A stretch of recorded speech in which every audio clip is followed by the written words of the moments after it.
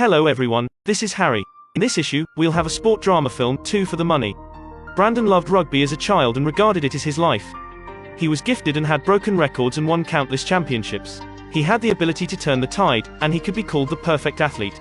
In a high-expectation final, Brandon flied with the ball, kept away from the defense and went straight to the end.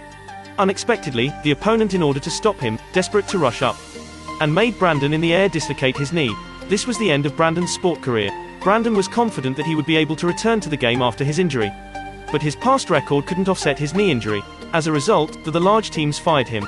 But even so, Brandon continued to exercise. He tried for the substitute team. But 6 years later, no team was willing to accept him. Brandon was more frustrated and more brave. He never gave up. He didn't have a fixed income, and only worked part-time to support his expenses. That day, a staff who updated the gambling hotline got sick. In order to stabilize the income, the boss asked Brandon to replace that staff temporarily. The content of this work was to analyze the game and predict the winner for gamblers.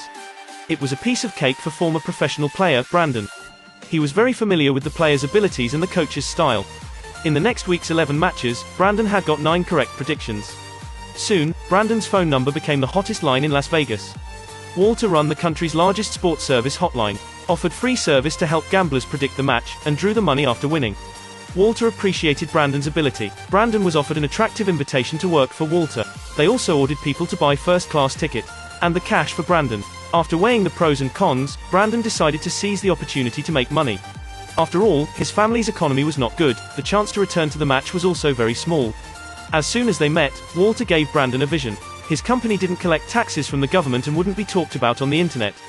But the annual profit of sports gambling was as high as $200 billion. In short, they could enjoy the money of those greedy gamblers. If the customers accepted the company's advice and won the money, the company would draw a percentage. Walter had arranged a place for Brandon to start his hotline job, and in the process of training Brandon's voice and speech skills. From now on, Brandon was packaged as the creator of millionaires. Brandon, besides eating and drinking, was constantly working out and predicting the results of the matches. The accuracy rate was as high as 80%. Walter was so pleased that he immediately took Brandon into the company. The company's office was known as the place where money was produced. The salesman here would let those who only bet $10 increase their gambling money to $1,000. For all bets above $500,000, the company would draw a 10% commission. Walter's intention was to make Brandon a versatile person who could predict and sell. "What I want is not your money, but the money you won by listening to our advice." This was the most common sentence of a salesman. Walter taught Brandon experience. Try to figure out customers' thought and lure them from small players to big players. As Brandon's fame grew, Walter planned to move on. He put Brandon on national sport television channel, determined to hold up the god of wealth, and made a lot of money. Suits, luxury cars, beautiful women, the speech and behavior of successful people.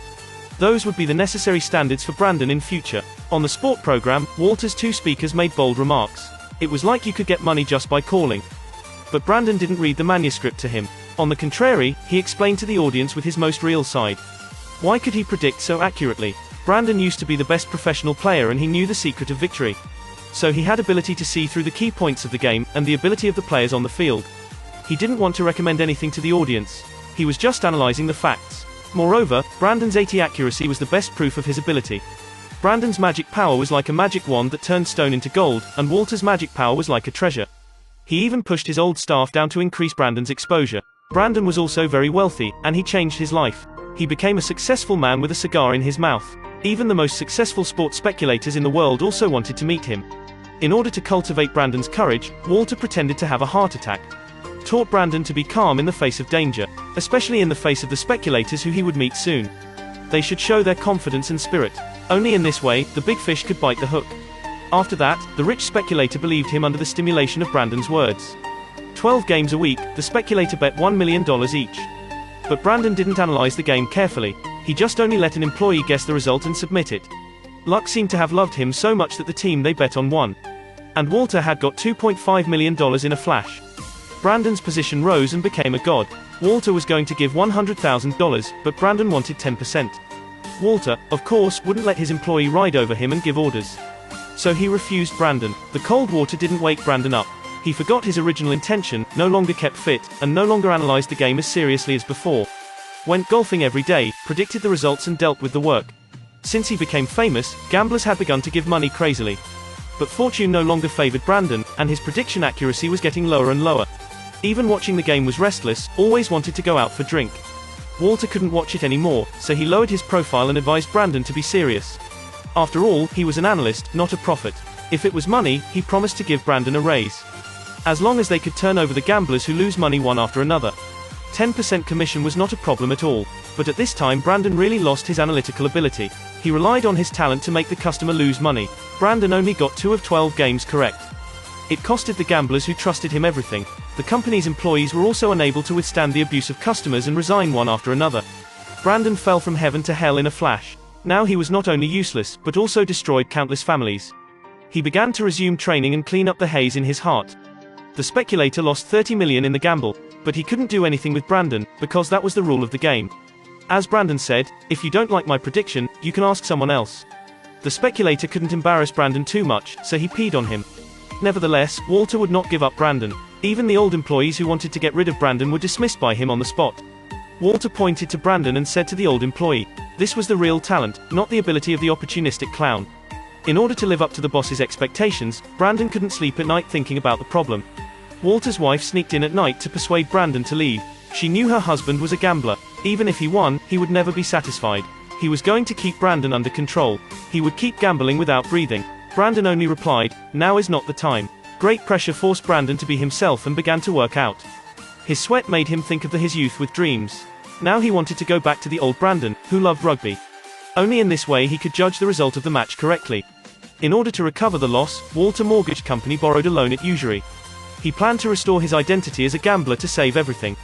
Now there were only 2 games left. If Brandon could return to his former glory, it would be bound to win back with interest. For the rest of the day, Brandon locked himself in the office and pondered. Finally, the result of the game was analyzed. Walter received the news for the first time, and ordered his employees to sell it crazily. But in the end, the prediction failed by 4 points. Brandon felt desperate and took the initiative to resign from Walter. But Walter didn't think it was Brandon's problem. He was comforted to say that it was only a temporary dip. In the near future, it would return to its former glory. Walter gave everything to Brandon, but he didn't want Brandon to leave the mess behind. The last game began. Live on TV, Brandon said his prediction of the final result was a coin toss. Walter just smiled and then declared it in front of the national audience. The final result predicted by Brandon had a success rate of 100%. If you lose, the company will make full compensation without any risk. Brandon was confused. He thought Walter must be crazy, but Walter felt that this was the most exciting thing in the world. If you win, you will get everything. If you lose, you will lose your life. When the whole company was watching the match, Brandon left. When Walter looked back for him, he saw only a farewell letter. At the moment, Brandon in the airport was watching the match. The team they bet on won the match.